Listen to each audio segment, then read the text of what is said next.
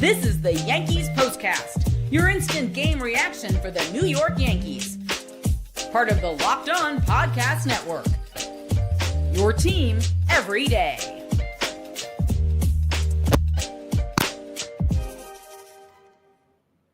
Yanks have dropped back-to-back games for the very first time this season. For a second consecutive night, they lose to the Diamondbacks in the Bronx. Final score in this one, 4-3.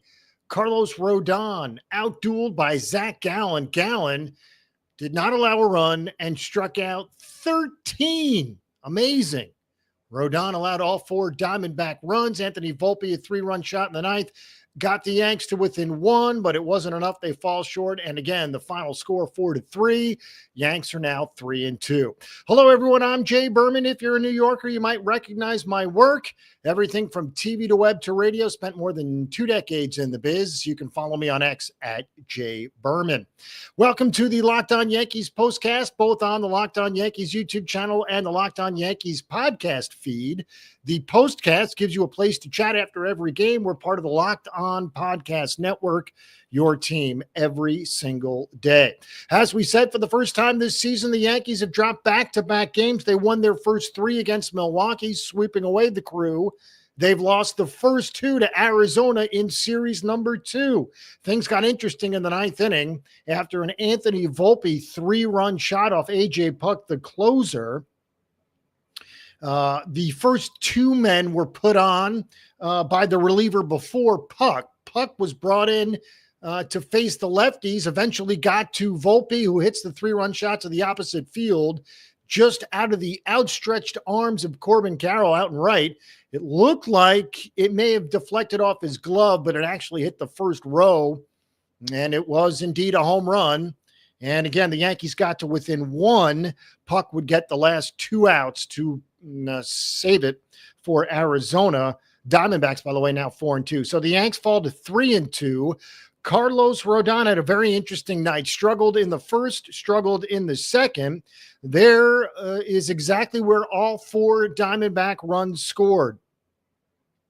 First, a Lourdes Gurriel 2-run shot that came in the first inning. Then the Diamondbacks strung together several hits in the second inning to take a 4-run lead, 2 in the first, 2 in the second, as we said. It would last that way into the ninth inning when Volpe hits the 3-run shot off Puck. For Volpe, his lone hit of the day. Only Yankee with 2 hits tonight. Austin Wells had a single and a double. Other than that, not much. As we said for Rodon, a very interesting start. 4 runs surrendered in the first 2 innings, but he settled down, eventually going 6 innings. Yes, he did allow all 4 runs, struck out 5 through 96 pitches, and he takes the loss. Again, his first loss of the season. Rodon, again, 6 innings, 3 hits, 4 earned, did strike out 5. Aaron Judge had a hit in the ninth inning, but that came after his first 3 at-bats featured strikeouts. He was 0 for 3, obviously avoids the dreaded golden sombrero in the ninth, and scores in front of Volpe on the home run. But again, it wasn't enough. The Yankees have gotten excellent bullpen work with one exception. And that was last night in the 8th inning when the Diamondbacks plated 5 runs, including the grand slam from Eugenio Suarez. That's really been the only blip on the radar for the bullpen so far this season for the Yankees. Gomez, 3 scoreless innings. He did walk 3, but didn't allow a hit, struck out 1, and more importantly, allowed the Yankees to just use 1 reliever tonight. Again, Rodon went the first 6 through 96 pitches. Yoendrys Gomez goes the next 3. So again, with the exception of the Mark Leiter Jr. pitch to Eugenio Suarez, really the bullpen has not been the problem for the Yanks, certainly not through the first 5 games, again, with that exception. Paul Goldschmidt at the top of the order went 0 for 4. Singles for Bellinger, Judge, and Chisholm. The only extra base hits tonight for the Yankees, the Volpe home run in the ninth inning and an Austin Wells double early on. That was it. Everything else was a single. The 2 teams combined for just 9 hits. Arizona had just 3 hits on the night. One of them was a 2-run shot. They had 2 hits in the second inning, and really that was it the rest of the way. Again, those 3 hits given up by Rodon in the first 2 innings, and that was it for Arizona. All right, the Yanks struck out 14 times last night. They struck out 16 times tonight, so that's 30 in 2 nights. Never a good thing. The 4th time in team history that they've gone back-to-back games with at least 14 strikeouts. Again, that doesn't happen very often. The Yankees, unfortunately, are going through that, or at least went through it the last 2 nights. It's been a very difficult schedule, and it gets no easier for the Yankees as they travel both to Pittsburgh and Detroit. We'll talk about that coming up. However, this is the second of 9 in a row for the Yankees, obviously weather permitting, and there are issues really across much of the country. So we'll have to dodge rain to get that in. But again, second of 9 straight days with a game. Not only that, April is going to be busy for the Yanks. 22 games in 23 days, which is unusual for the beginning of the season, especially in rough weather in the Northeast. Teams and stadiums that don't have domes. Very difficult to get all that in the beginning of the season, but we'll try like heck. Again, their first road trip coming up after the Arizona finale, which of course is tomorrow night. No getaway day. It's a night game, 7 Eastern. And again, we'll get to the schedule coming up. What's also interesting about Rodon's start tonight, he took a line shot off the right forearm, just above the glove. Remember, he throws with his left hand, mitt on the right hand. It was hit off the bat of Ketel Marte at 115 miles an hour, straight to the forearm, flush. Now, the ball would drop. He'd make the play at first, get Marte to record the out. However, the very next inning, Rodon, who was not wearing sleeves, and it was cold and rainy most of the night, had sleeves on, perhaps, as Paul O'Neill said, to get some compression on there after the ball struck the forearm of Rodon. So perhaps he put some sleeves on, obviously because it's cold, but more so likely to take care of that bruise on his right forearm. Also interesting, as we said, Rodon settled down. He retired the last 10 batters he faced. He really was pretty good with the exception of the first 2 innings. And even then, he gave up a home run to Gurriel, which was obviously a big home run, a bomb. But things did not exactly go sideways in the second inning. And then he settled down. As we said, the Arizona Diamondbacks had just 3 hits on the night. The Yankees doubled up the Diamondbacks in hits 6-3. But again, all the strikeouts, and a big reason why Zac Gallen. Will get to the Gallen numbers coming up next right here on the Yankees Postcast. Looking for a snack that's both delicious and nutritious? Well, crack into a good source of protein with Wonderful Pistachios. Wonderful Pistachios, one of the highest protein nuts. Each 1 ounce serving has 6 grams of protein, giving you over 10% of your daily value. Plus, they're packed with fiber and better for you unsaturated fats to help keep you feeling fuller longer. Personally, I love the no shells variety. It's the perfect grab and go snack for busy days. Whether I'm snacking at my desk on a road trip or just need a quick protein boost, they're always my go-to. And if you love cracking open every shell for that satisfying crunch, the in-shell options are a classic favorite. Get snacking, get cracking with the snack that packs a protein punch. Visit wonderfulpistachios.com to learn more.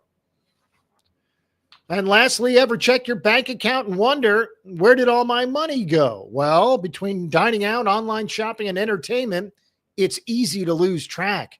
That's where Monarch Money comes in, your personal CFO, giving you full visibility and control over your finances.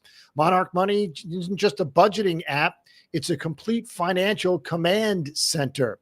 You can track all your accounts, investments, and spending in one place, so you just manage your money and start building wealth.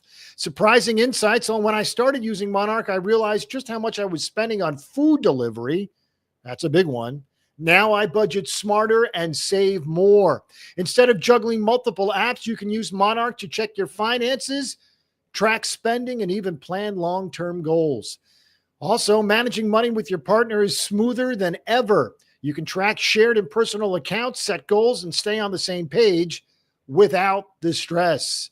Take control of your finances with Monarch Money. Use code LOCKEDONNBA at monarchmoney.com for 50% off your first year. That's monarchmoney.com. Code LOCKEDONNBA for half of your first year.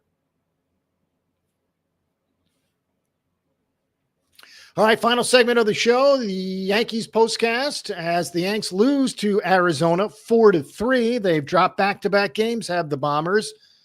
They whiffed 14 times last night. They whiffed 16 times tonight. A combined 30 strikeouts in 2 nights. Not very good.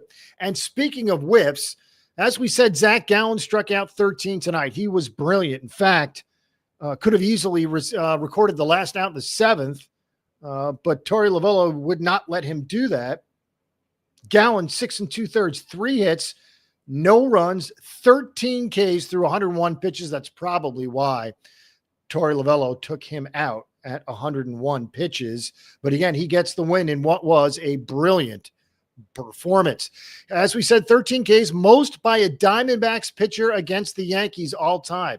So no Diamondbacks pitcher has ever struck out 13 Yankees until now. Even more impressive about Gallen's night, 24 whiffs, 24 swings and misses from the Yankees tonight. That is an unusually large number.